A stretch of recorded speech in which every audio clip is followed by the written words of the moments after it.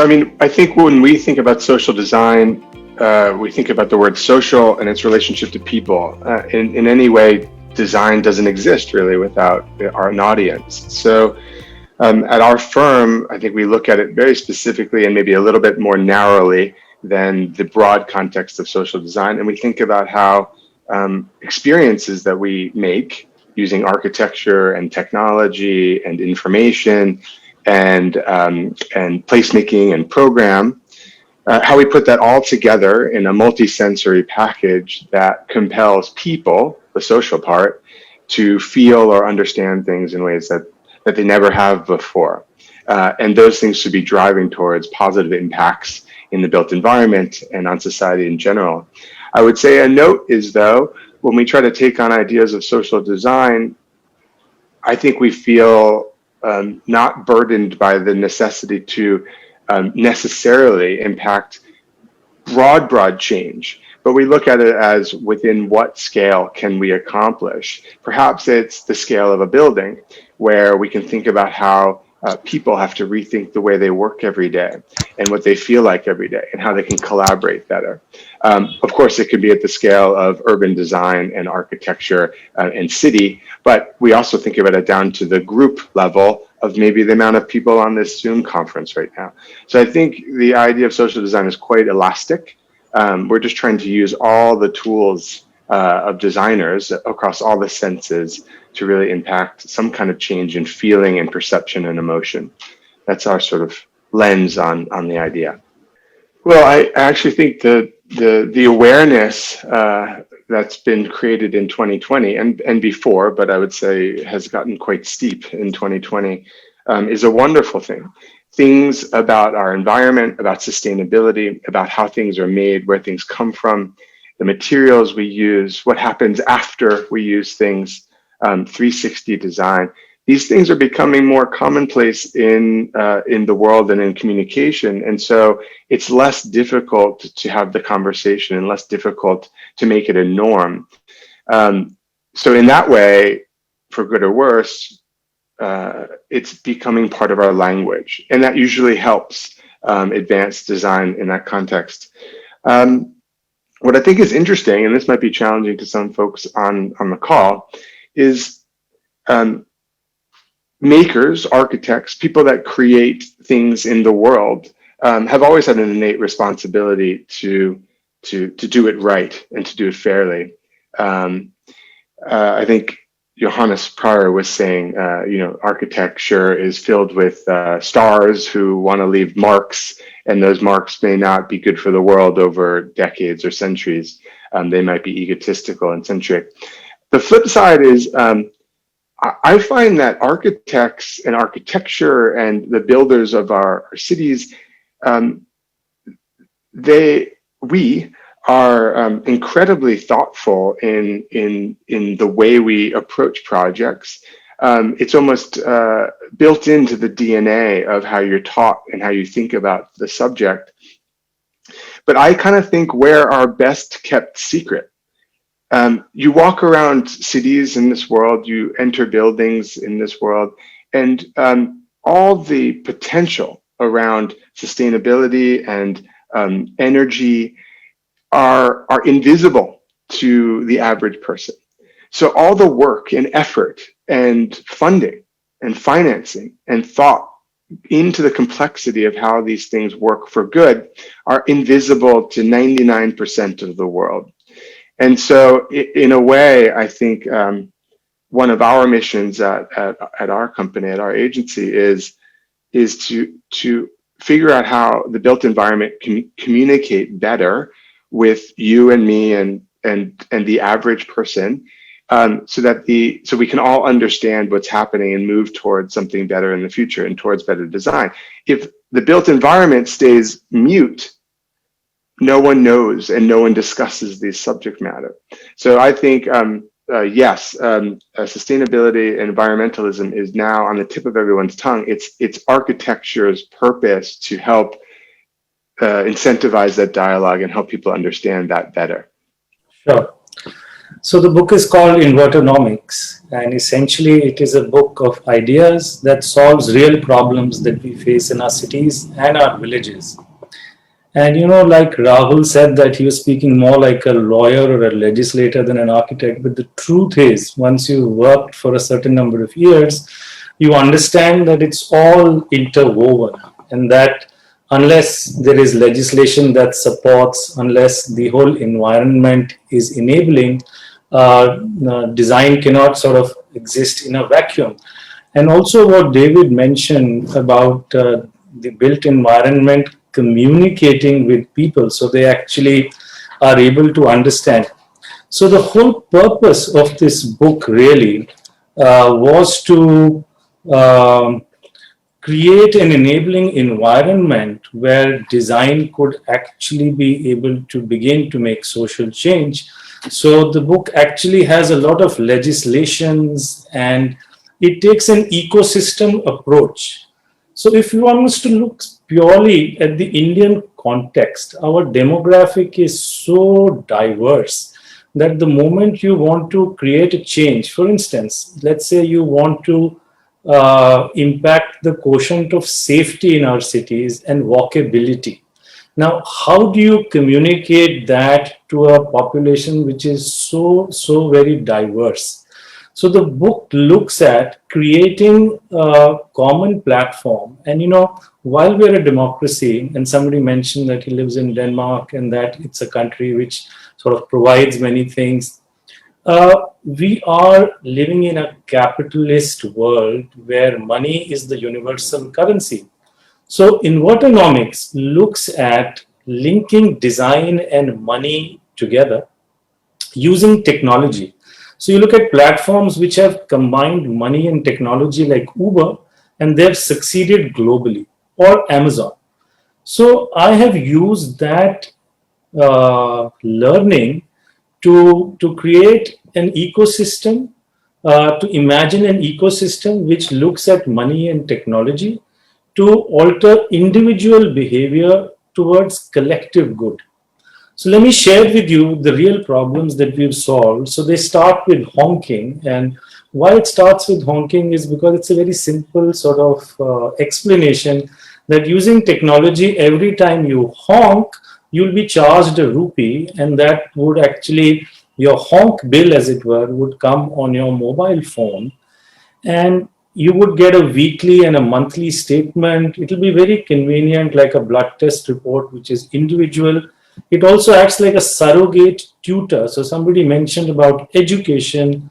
So it's like an individual communication to every person that you are in the bottom list in terms of honkers, which means you're actually a great citizen, or you honk too much, in which case they might, in a very positive, affirmative manner, send you a message saying, you tend to honk more in the mornings.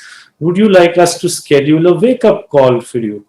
So, design of that whole apparatus, therefore, looks at how an individual and a society is likely to behave, and using that intelligence to actually alter.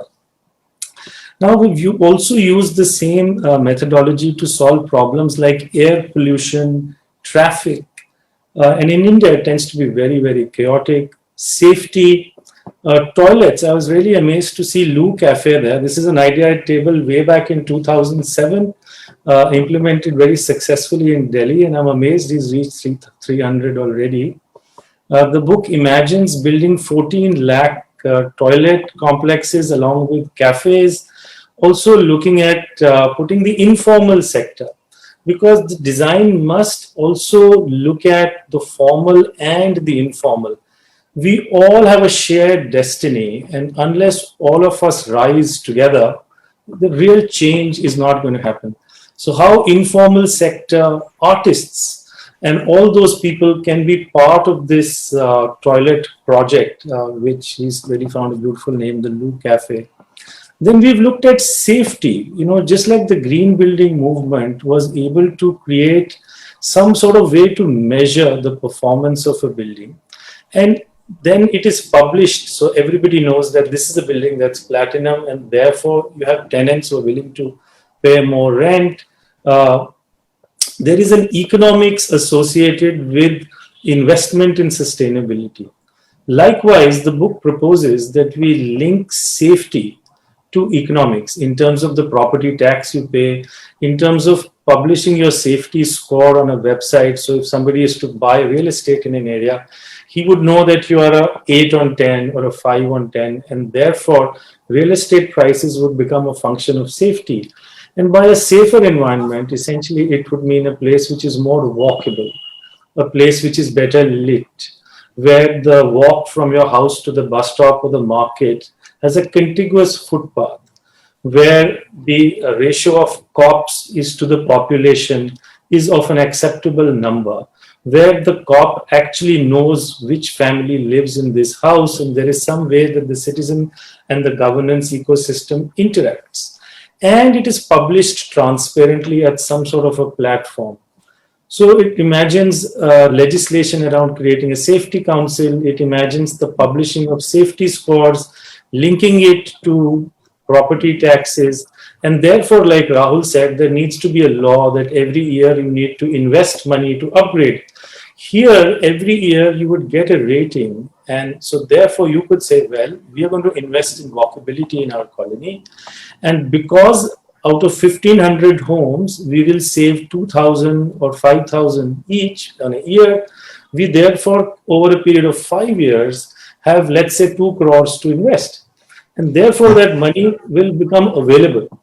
Money, therefore, so social design has to look at not just design in isolation, but social behavior, cultural preferences, and also how the capital will be made available and spent intelligently. Very often, government has capital, but it spends it very unintelligently, building gates and boundary walls, which really don't make an impact.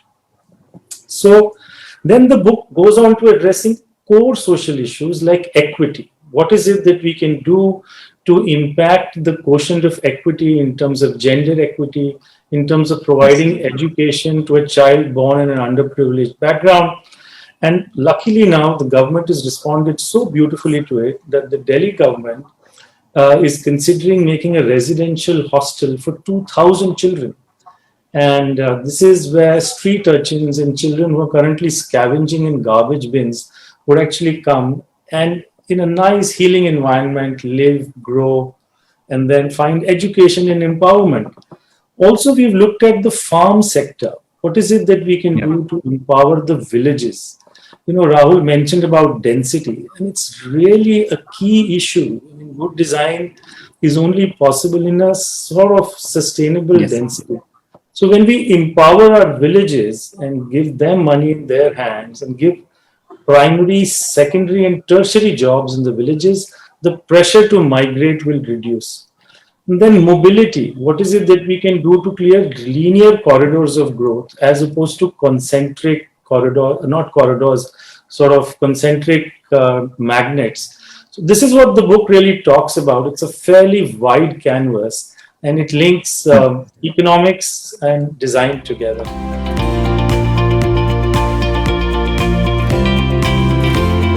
It has been sanitation in India has been the best in terms of design or an architecture from way back from the Indus Valley civilization. But we were the pioneers in sanitation, piped the sanitation or your sewage systems right from the Indus Valley civilization. But what happened during the entire growth of human mankind is we had lost our sense of sanitation. In the meanwhile, during industrialization, urbanization, and rural development and urban development, what has happened? It become a challenge for the growing urban population.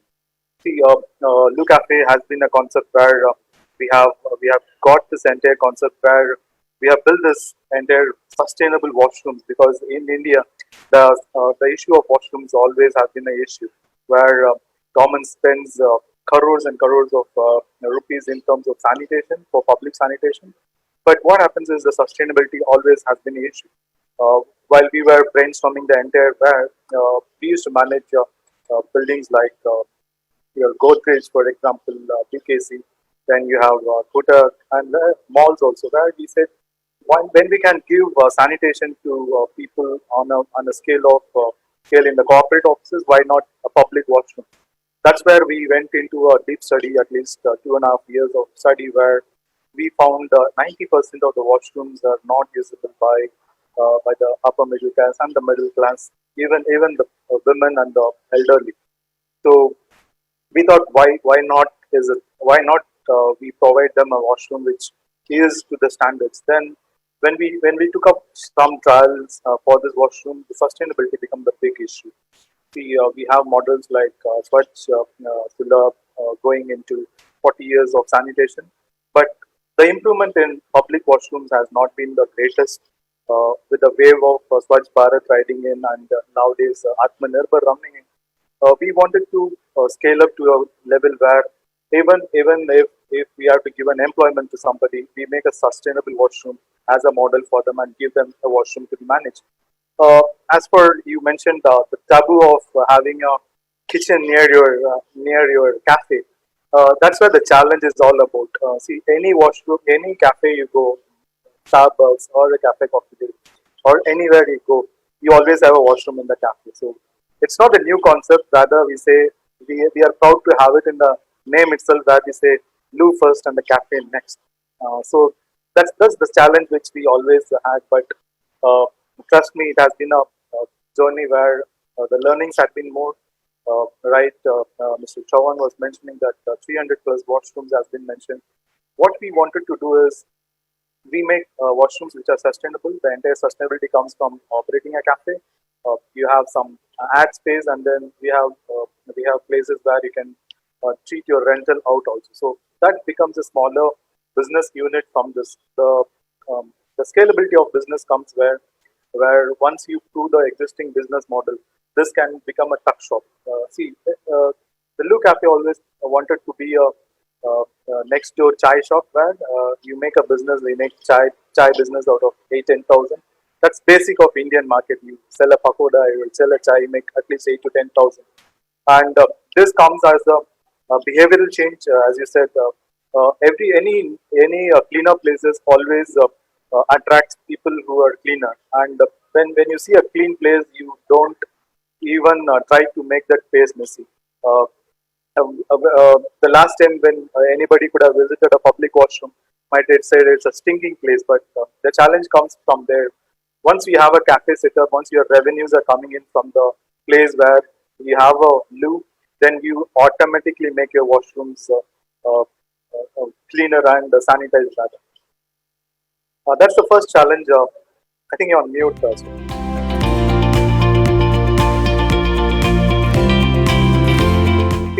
The behavioral change, that's what I said. Once you go to a place where it is already shady, you tend to sit, you tend to Contribute. contribute more towards its ugliness rather cleanliness rather. But trust me, once we started introducing this concept in the high footfall areas, where people we have technologies, as you mentioned, we have technologies where we monitor the footfalls, we monitor the stink and the stink levels in a washroom. People always we use waterless urinals where you don't have water to be used, but trust me, people don't spit in it. You don't have to put a notice board where you say you don't chew tobacco or a thing. When we enter a cleaner place, people tend to use it cleaner. Uh, that's the behavioral change. But once you see a cleaner place as a woman, you feel safe, you feel hygienic environment, you tend to reuse it. 70% or 80% of the users of Lou Cafe has always been women, where they contribute. They feel Lou Cafe as a safe environment where they can use it, and they become a repeat customer. As such, we don't. It's a free to use washroom, so there is no compulsion of buying something or spending something on a cafe. So you just walk in and just But people eventually do. yeah, But yeah, people very eventually true. do. Yeah, very true. See, it's like the items which we sell, or the cafe which runs is like below 30, so anybody can walk in, have a small bite, use the washroom. It's just not a washroom and a cafe. We make the environment more greener. We have around 80 to 90 square feet of vertical gardens attached to the washroom. And these are, as a design concept, these are prefab washrooms made out of shipping containers. see, as such, cities have issue about road widening or civil infrastructure to be added. So whenever they want to widen up the roads, we just hook the cafe and take it to another place. So there is no damage which happens to the structure, and it's easily plug and play model where I think this goes at various levels. I would say that the first thing is that one idea that it struck to me later, like it's an afterthought after starting Access for All and running it for 6.5 years now, is that the concept of if it doesn't affect me, it doesn't matter to me. And I think accessibility falls very strong in that category. I would now I can say that, like, coming from a typical Gujarati background, I would have never got into that. My family would be like, धंधा करो, builder के साथ काम करो, architect बनाया है. You want to get into the space of heritage, that was a shock for them. Then again getting into the space of disability, and all that happened because my mother acquired visual impairment when I was in my third year of architecture. It was that time when I had a module on universal design. I was eagerly looking forward to it. And that module just went in 1 month like that. And all we learned was three things: accessible parking, accessible toilet, accessible ramp, everything for wheelchair. Nothing, not talking about invisible disability, forget cognitive disability, forget neurodiversity. Only thing that if disability, it has to be around a ramp and a wheelchair. And I think that is where the problem is. And I think it starts there in the education, that people use the concept of inclusive design, accessible design in architectural thesis also as a social, it's a topping in your thesis to get good marks. Oh, the student is very proactive in social spaces, wants to think about people at large. Let me sprinkle with some ramps, let me sprinkle it with some wheelchair accessible toilets. That's it. Is that the we are the world's capital for blindness. Damn it. Like you go to any place, there is no braille signage. You have braille, it is indented, it is broken. People want to fidget with what is happening on that. People don't even know how to put the braille in the right way. I entered a corporate building that I was auditing, and all the braille numbers were upside down because they did not know how to put the braille labels. So I think the thing goes is that in India, we look at disability from 2 points. One is either we look at it as an activist view where we want to really talk about why is this not happening, why is this not happening, and the other side is a charity view. Let me donate some money, let me help them. It is not balancing, and I think that is where the bridge that Access for All became, and the concept of understanding that you need someone to think through as a design process what is required, what kind of ramps are required. If you go on my Instagram, like, yes, like it's Shah Siddhant, where you will realize I put up a picture of a ramp that has been created by BNC in Bombay. That is a step ramp, that is literally a ramp that has a step in between. You cannot create a step ramp like that. The concept only of accessibility, inclusion does not exist. It happens in places where suddenly they realize that, oh, this BMC officer, he is on a wheelchair, let us put a ramp for them. The Bombay High Court, like, correct, like we did not have ramp for such a long time. What, like, people with disabilities don't fight cases. There are no lawyers with disabilities. There are people who are witnesses and they are persons with challenges. Forget that. That is only the one that are visual. Invisible disability is nothing. People do not want to even talk about that. Like, theek hai, when we started working with museums, art galleries, I studied in Greece, and it was one of the best experiences to realize that the Acropolis was wheelchair accessible. You could reach right up to that point on the Acropolis, beautifully concealed. You do not affect any universal values of a heritage site. You do not need steel ramps thrown across like we have in Taj Mahal. Thanks to Steven Spielberg, who came to India, and we got our ramps in Qutub Minar and Taj Mahal. Otherwise, like, it is, and I think it is at that point where people are not even asking because nahi hoga to hum nahi jayenge. Like, because things will not be there, we will not go. And that really got us also to get into the space of accessibility to the design perspective. And one thing that I've been trying to do is, like, I even design curriculums working with various different design colleges to understand that inclusive design needs to be taught in school. You need to make sure that the 7 principles of design is used by everyone. It is, and I always give one simple example that what is the power of design, and I personally feel the power of design is to change the attitude, right? Like this simple thing that I'm holding in my hand right now. this is one of the best examples. Today, nobody who's wearing a spec is called a person with disability because we've made it popular. It's become part of popular design. People who don't even need it wear that to either look nerdy, to look cute, to have that status. Do you see people going around in a wheelchair? Like, chalo, let's go on a ride on a wheelchair. Do you see people just wearing a hearing aid? We've stopped at the practicality of it. We've kept it like an equipment and not gone beyond that. So design and the concept, that even though design needs to be an obvious, it is still an option at a lot of spaces. I'm starting only at the main point where it should all begin. Lot of architects here, lot of designers here, particularly. Just remember, at which year in architecture did you learn about the ramp? What we only know about the ramp. What is the braille height? What is the requirement for? How can you beautifully modulate light in the space for those who live through you? How do you use the colors in the space for corporate spaces, for public buildings, for those with neurodiversity, for persons with autism? So various elements of design can be brought in, but we are still stuck to that. If it is visible, then only it is a disability. But otherwise, जैसा है वैसे चलना ले.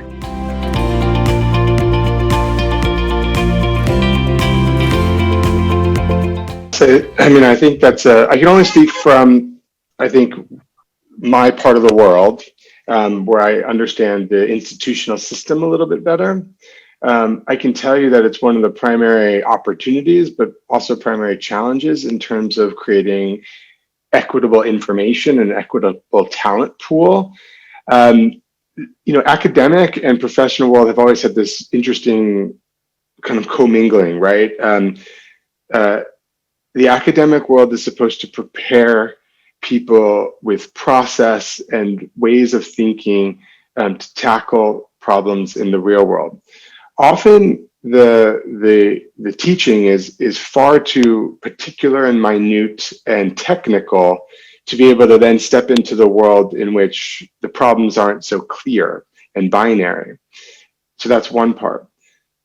The other thing that also happens is sometimes the curriculum actually does lean in and take on some amazingly broad challenges and gets people to think about ideas that are far beyond craftsmanship or the detailed and technical requirements to work in design in some way.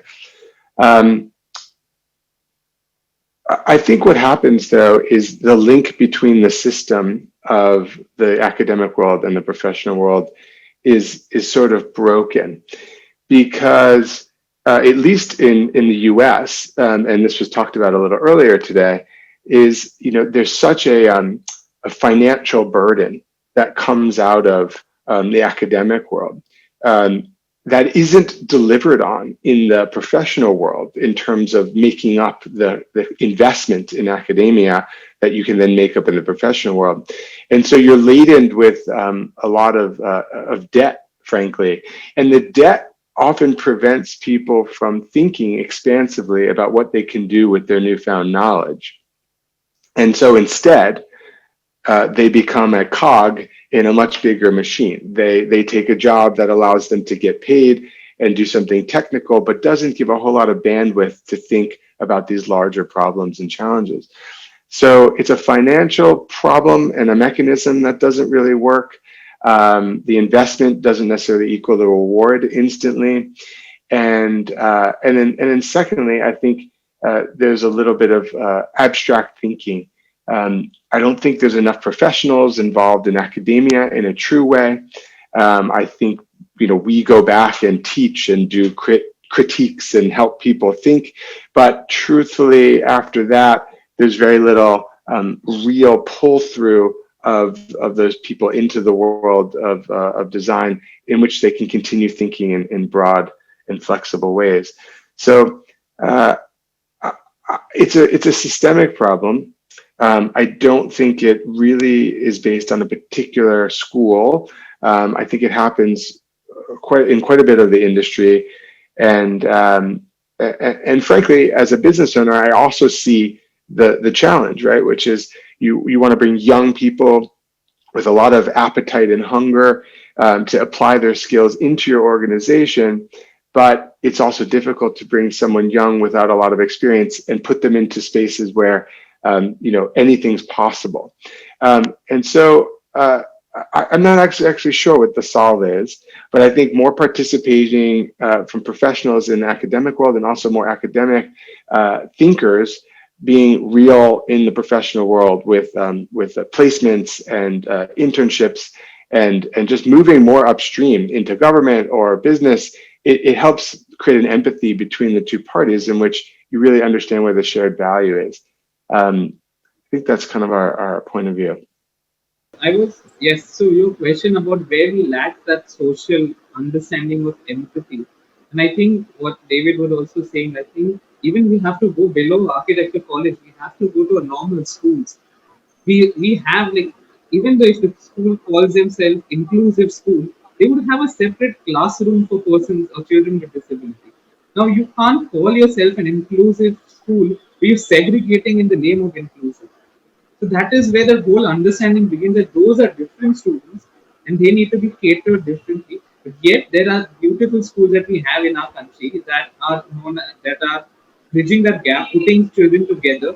And I think that is when you start, and when you start working with each other, you start participating, you start collaborating, you start realizing that everybody has a separate need. And then let's understand, let's figure out a way to get that need. If we can't do it right now, maybe later. But if it starts at that level, like, tell me how many of us have friends with disability that we had in school, right? And why do we have to, as schools, still go to a school for persons with disability for that one social work class to teach kids about empathy? At that level, if you keep them together, and I think when they grow, it is, and the answer I always find is in a fire extinguisher. It's a very beautiful note that once I read on a fire extinguisher that said that even a small fire extinguisher has a high power to put off a fire if you put it right on the source. So if you put it at the point where the fire is and not on the smoke up there, it will help that. And I think that point is a school where we need to get into. As Access for All, we've started, we do sensitization programs, various types of initiative to get them to realize that empathy begins at that level.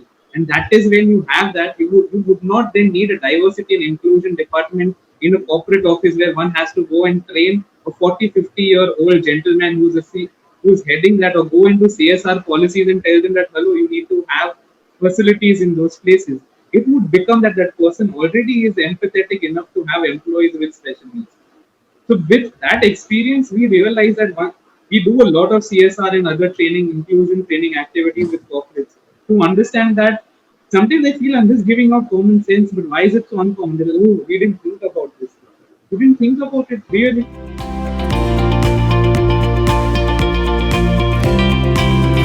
I feel that everybody wants to contribute positively in general. I mean, one would say that 80-90%. And most people don't realize that they might be being insensitive to somebody, or they might be violating some social etiquette like honking or not driving in the proper lane or driving slow in the fast lane. You know, a lot of people drive slow in the fast lane, causing a lot of issues. So it could be an act of ignorance, it could be deliberate, but most people, I feel, when it comes to social behavior, would want to improve. So if you can inform them individually, then it doesn't come in the way, the reaction is not based on ego. However, if you actually call out somebody publicly and say that, you know, you violated this and therefore you need to be punished, he's not going to learn from it. But if the message is sent individually in a non-invasive, technology-based manner, then whether it is a disincentive, and it should be monetary. I feel monetary disincentives are least sort of likely to invite an angry ire, as opposed to other forms of punishment. And equally, to build a positive momentum, incentives are very, very important, because the transformational journey is also going to be long and sustainable. In the beginning, you might have more non-compliant people, and therefore you need to sort of disincentivize. However, as people become more and more compliant, they might become lax. So if you look at pollution today, there is only a disincentive. There is no incentive to get your car checked for pollution. You might be somebody who's very, very prudent, using the right fuels. You don't drive a diesel car. You're ensuring that you do all the right things. Where is the incentive? There is none. So it therefore discourages a lot of people from doing it. Again, going back to the point David made about communication. So I think a combination of incentives and disincentives is extremely important. In the initial period, disincentives proved to be more helpful. As the general mass of the society moved towards a higher compliance, then incentives tend to help you sustain that tempo. So I think that is the.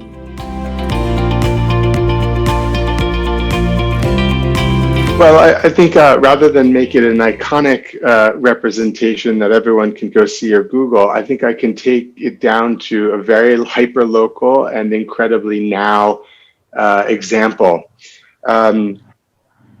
With the pandemic, I've watched New York, my home city, transform in incredibly innovative and improvisational ways. And this is actually social design, not engineered by architects or designers or theorists or practitioners. It's actually social design designed by society in real time. And what's happening is, New York's always been a focus of urban planning and thoughtfulness around organization, but also the constrictions that happen in the way that the city is organized.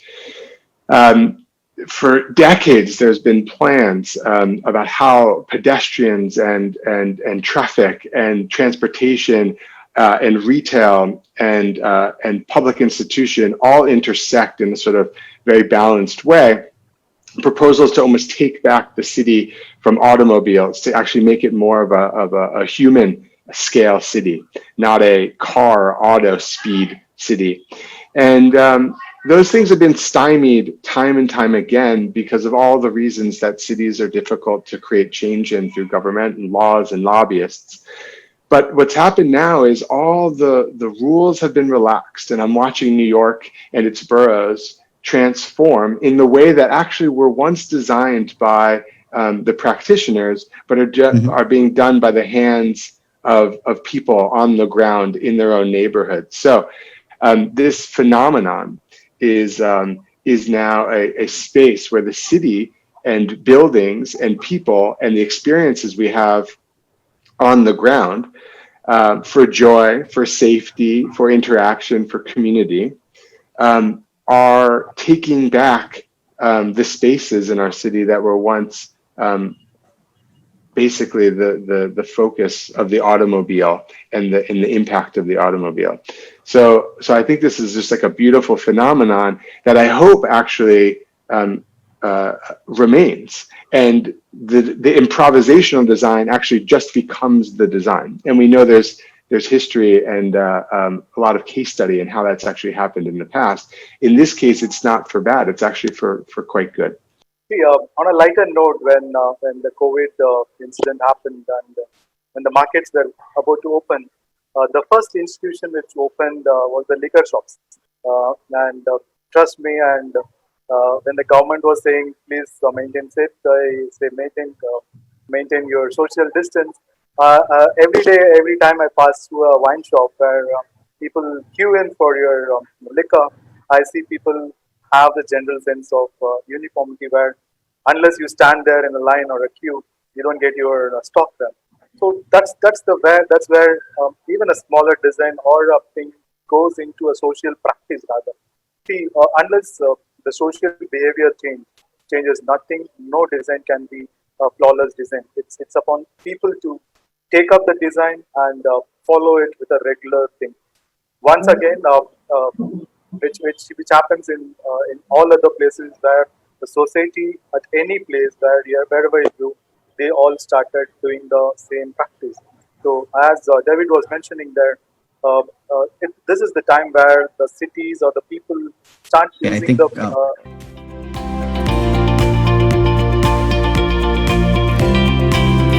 One thing I would like to quickly just show on my phone only, since you're talking about the government's responsibility. uh, Is this if enhanced? a bit closer to your no.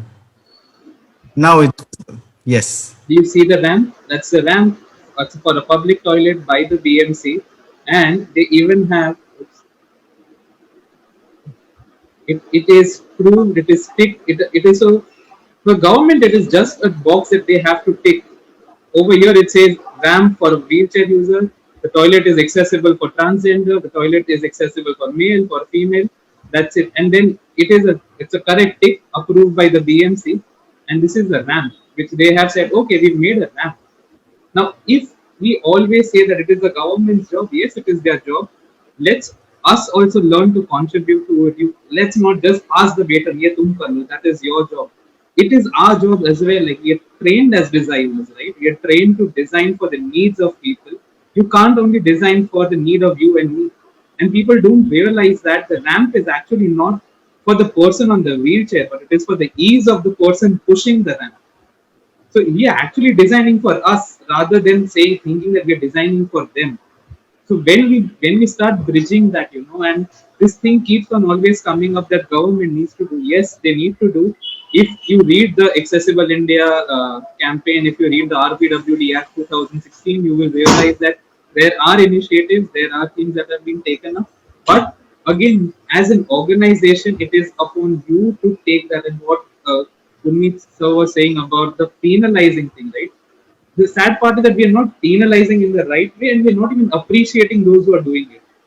So it can't only be that punish, punish, punish, but also appreciate, set forth a brilliant example that see, we have done it. And I think that's one thing in corporate, if somebody else has done, okay, we also have to do it. Come on, let's do it. And let's use that competitive edge for the betterment, right?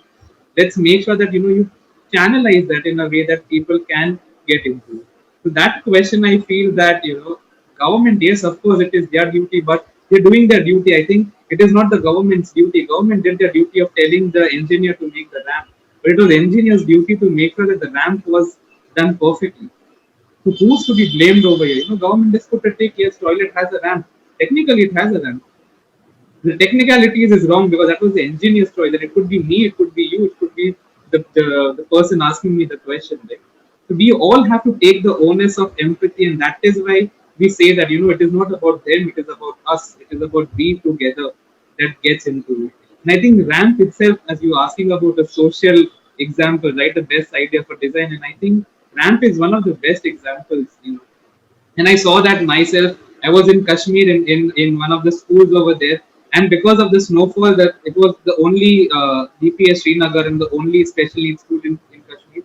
Because of the snowfall, entire entrance part was covered, and they did a smart thing. They cleaned the ramp first. They let everybody could go through in the building. So that is an idea of social design where you create, rather than creating accessible design, let's think about universal design.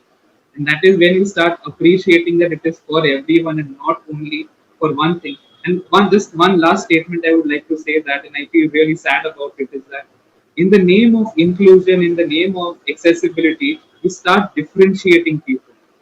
Oh, this toilet only for a wheelchair user. This toilet for normal. Let's design places where everyone can use. And I hope Blue Cafe will come up with a accessible toilet. All our toilets, thanks, Siddhant. We can share the pictures. All these toilets are disabled friendly. We have a ramp amazing. With a proper access, and the toilets are built as per the design and the requirements for a disabled wheelchair to go around. We have grab rags for them, and this is on the international standards of disabled toilets actually. So that's right from the level of your sanitary items to your reach, access, everything with a grab bag. You all see one when you are at Brilliant. And just one thing. Yes. Giving I was amazed. I was at Tate Museum last year. I was one of the fellows over there for a program. They have a policy of a non-fragrant soap. So it goes to the understanding that fragrant soap could trigger any action, any reaction for those with cognitive abilities.